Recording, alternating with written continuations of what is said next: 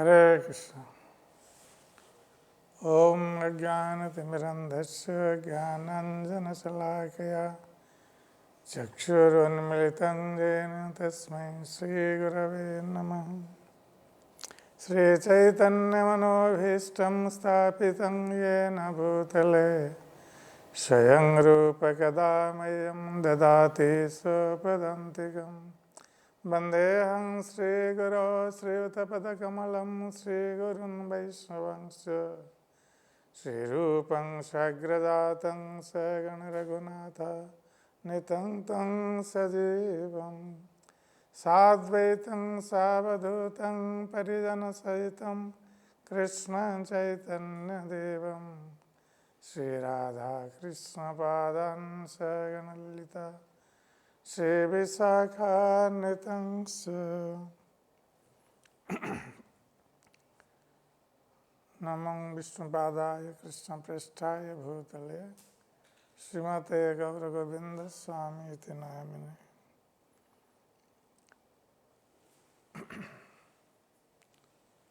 So today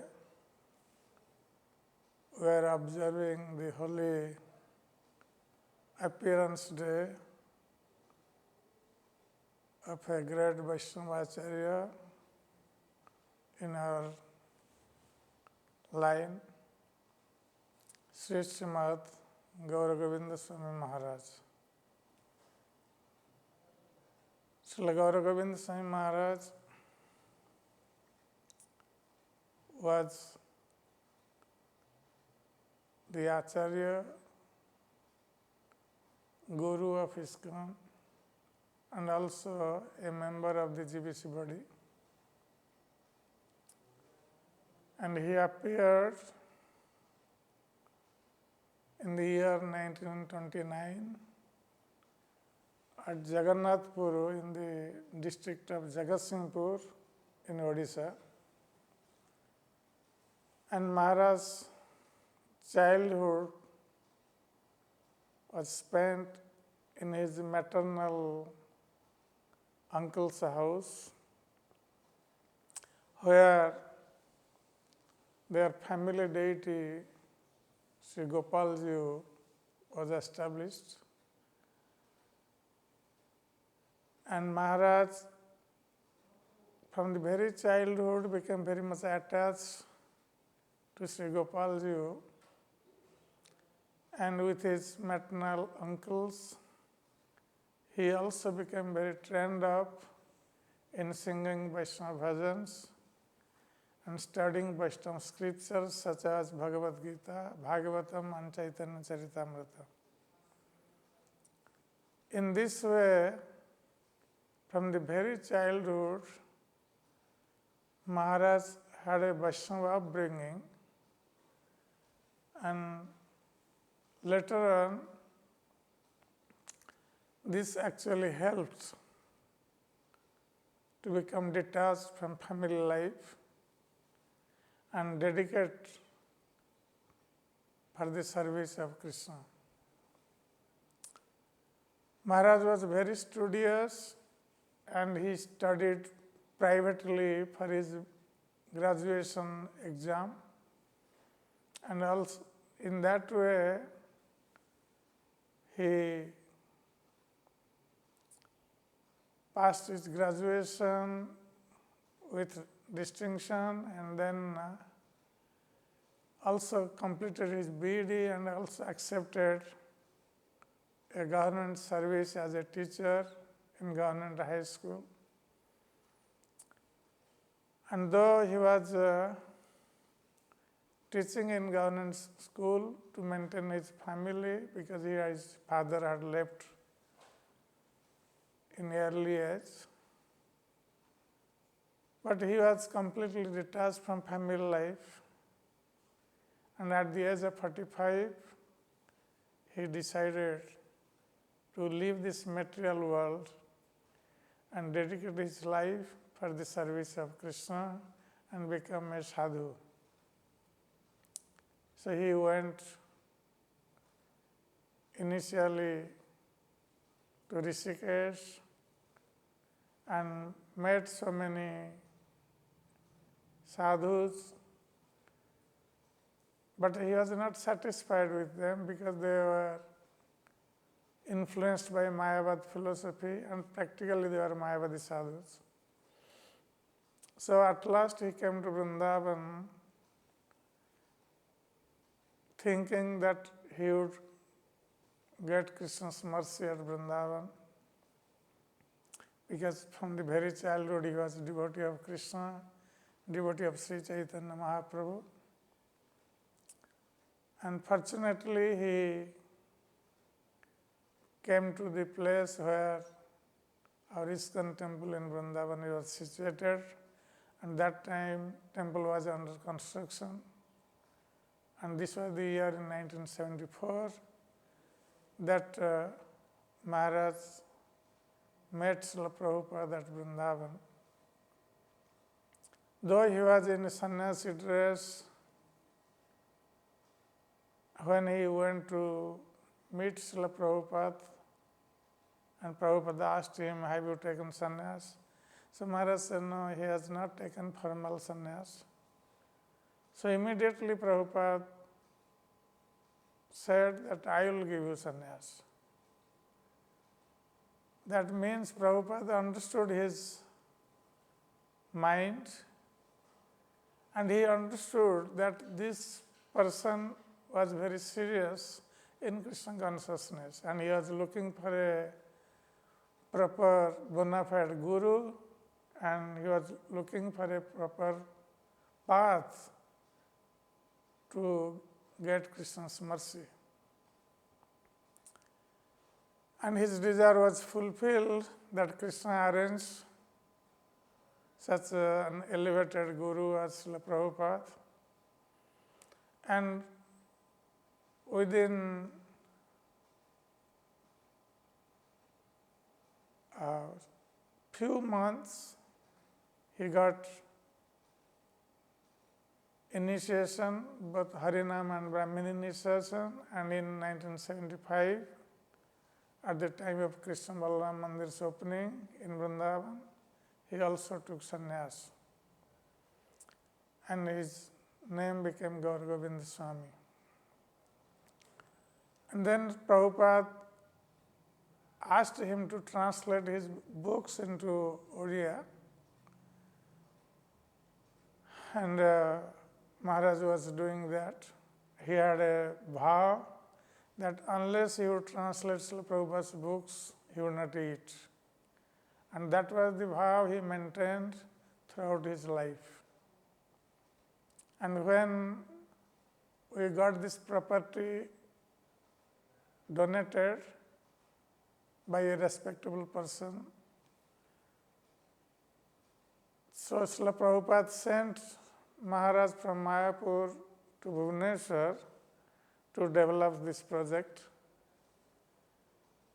And that time Maharaj asked Prabhupada that I have no money. So Prabhupada said, when I went to America, I had also no money. So depend on Krishna, and as I depended on Krishna and went to America to preach Krishna consciousness on my Guru Maharaj's order, so you do the same thing. Go to Bhubaneswar on your Guru Maharaj's order and depend on Krishna, then everything will come. And that happened. Initially, many devotees, later on Prabhupada of course sent few devotees to help Maharaj in Bhubaneswar, and that time that this place, Bhubaneswar temple place, was out of the town and full of snakes and other animals. This was like a deserted place, jungle-like place where dacoits are living also. So some devotees said to Prabhupada that, Srila Prabhupada, this place is far away from the city, and what we'll do with building a temple here? No one will come.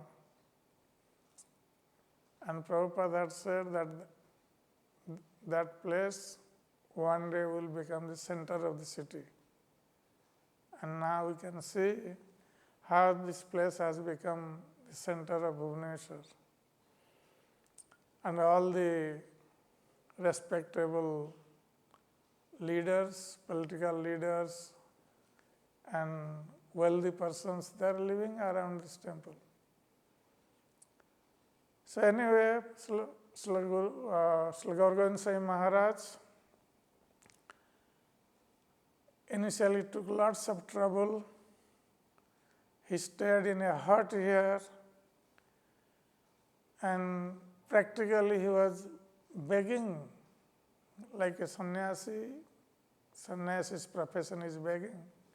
So he was practically begging and getting some donations. In that way he was maintaining this place. And I have seen when I first came to Bhubaneswar in 1987, that time there was no money here. And few devotees were here, and we were only eating rice and dalma. So initially that was the situation in this place. And when I came to Bhubaneswar in 87, before that I had actually met Maharaj for the first time at Remuna in the year 1986. That was the year of Chaitanya Mahaprabhu's birth, 500th birth anniversary. And Maharaj was giving class at Remuna temple. So for the first time I got darshan of Maharaj there, and I did not know who was he. So I asked, and then devotees told me that he was Gour Govinda Swami Maharaj. And then in 87, when I came to Bhubaneswar to translate books and help Maharaj in that way,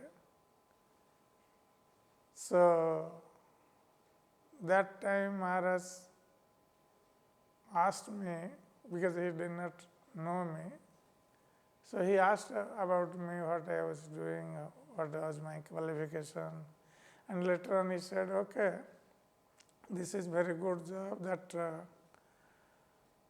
you will help us in translating Srila Prabhupada's books into Odia. But you should do one thing, every day you hear my class, and every day when you translate from English to Odia, so you bring to me, and in front of me you read what you have translated, I will hear, and in this way we will continue. So I followed Maharaj's instruction, and every day I was hearing his class.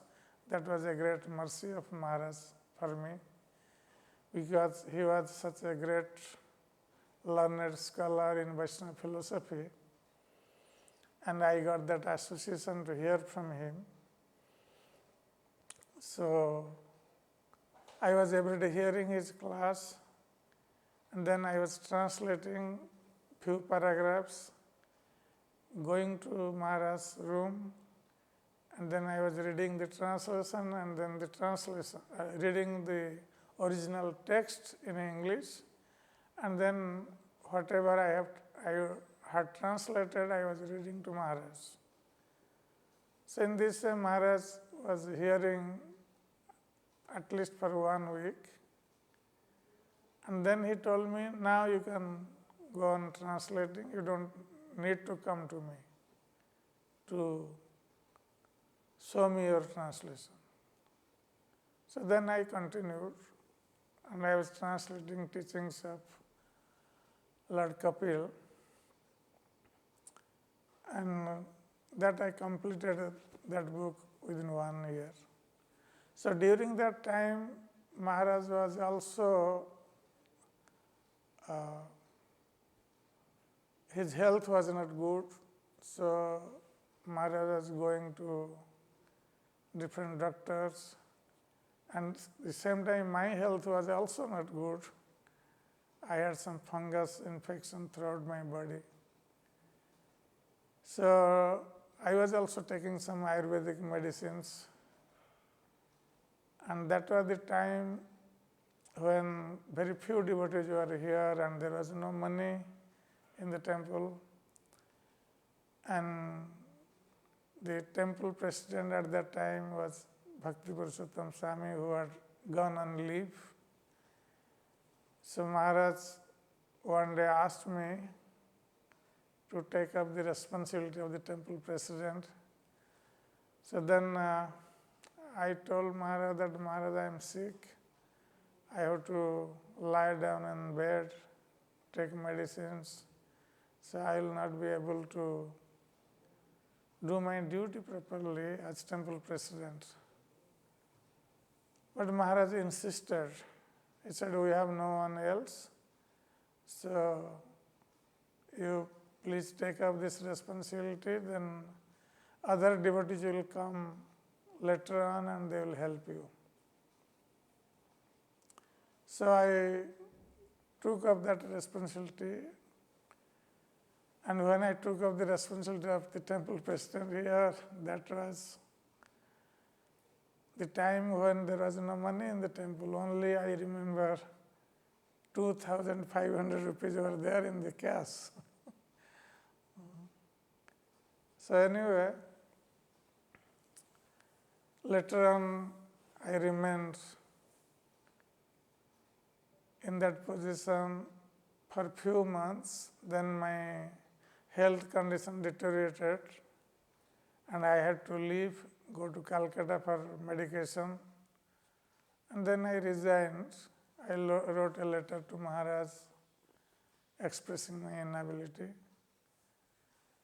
And then I stayed in Calcutta. Then after some time, then again Maharaj asked me to come to Bhubaneswar to help translating Srimad Bhagavatam. But later on, when I came, that was the time when Maharaj started going to West, and many Western devotees were helping Maharaj, and money was coming.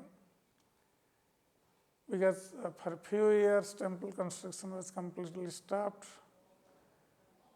So when Western devotees came, then money also came. Then temple construction started again. And Maharaj was traveling all over the world, and many people were getting inspired by him. And in that way, temple was completed within 2-3 years. And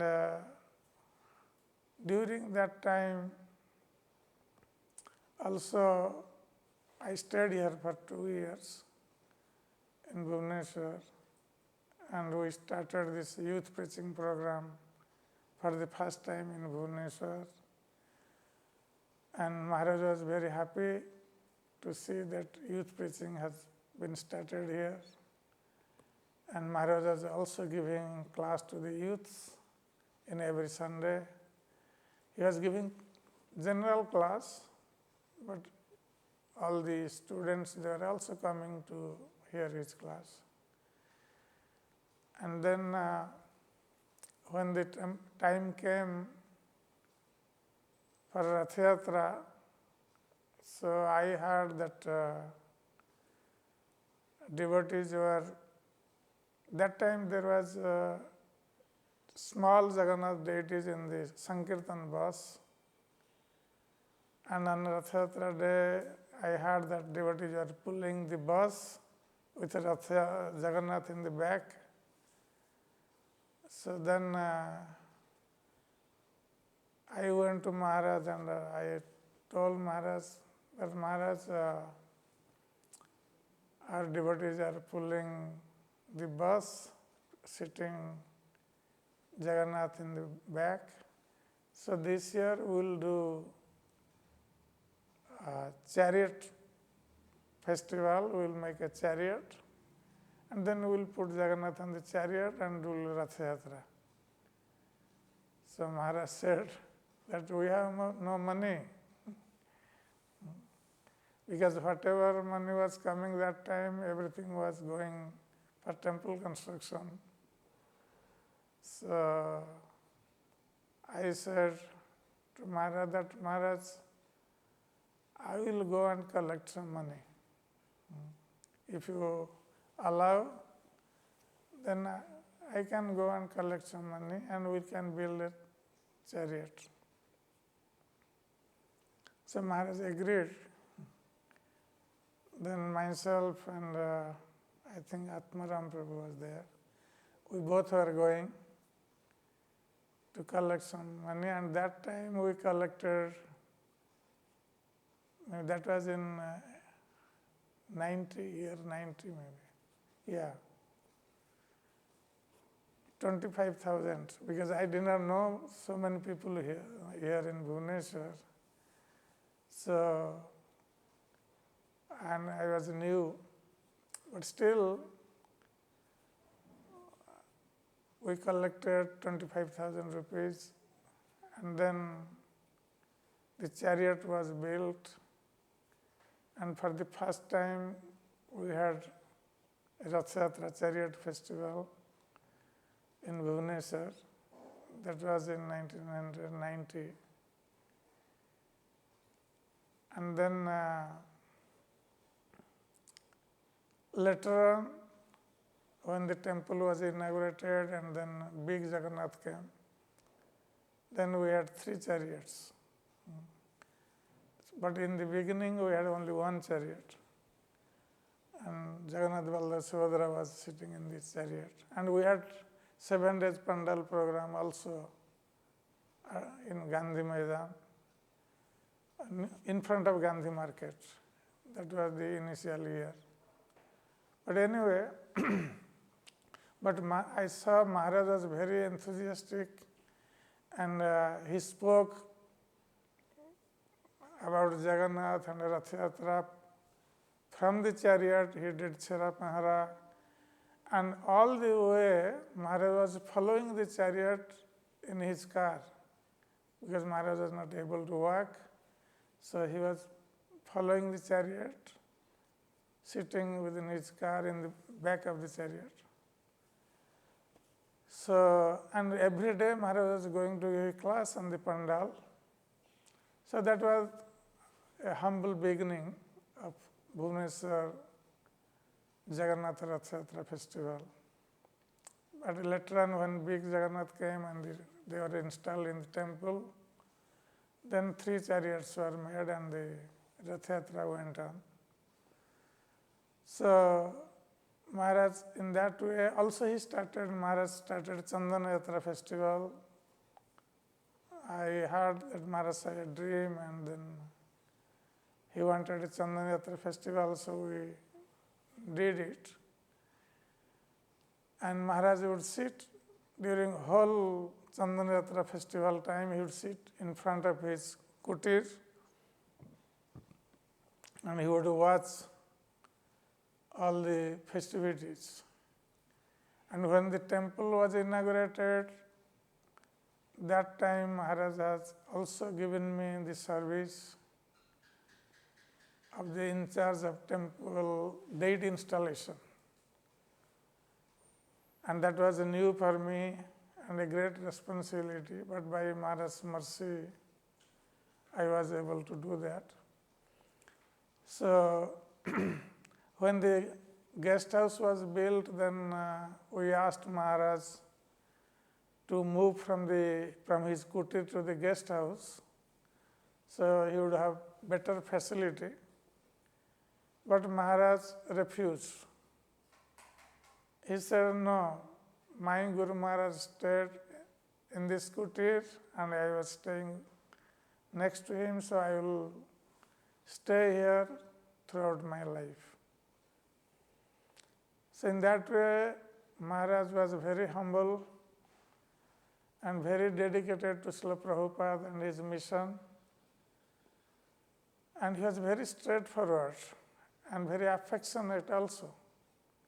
Though when he would give class, his class would be very authentic and he would quote the many Vaishnava acharyas and specifically Bhakti Vinod Thakur, Narottama Dasa Thakura, Srila Bhakti Siddhanta Saraswati Thakur.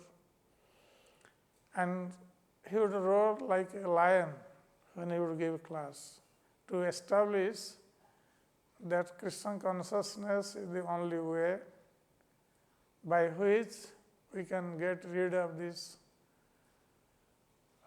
miseries of this material world. So, in this, Maharaj was very scholarly and he would present the scriptures in a very authentic way that anyone who would hear his lectures should be convinced. At the same time, Maharaj was also very austere in his own life, and he had a regulated life. Like I said, that he would not eat without translating Prabhupada's books. In the same way, he would also sleep very less and study the scriptures, make notes, and then every day he would give class, almost every day. Sometimes if something happens, his health does not permit, he would not give class. But I have seen, even if he was sick, he was unable to walk, still Maharaj was giving everyday Bhagavatam class, because he was very fond of speaking about Krishna and preaching to the people, to the conditioned souls, to deliver them. Even one time, we had gone to a village in Jaleshwar for a program, and Maharaj was unable to walk.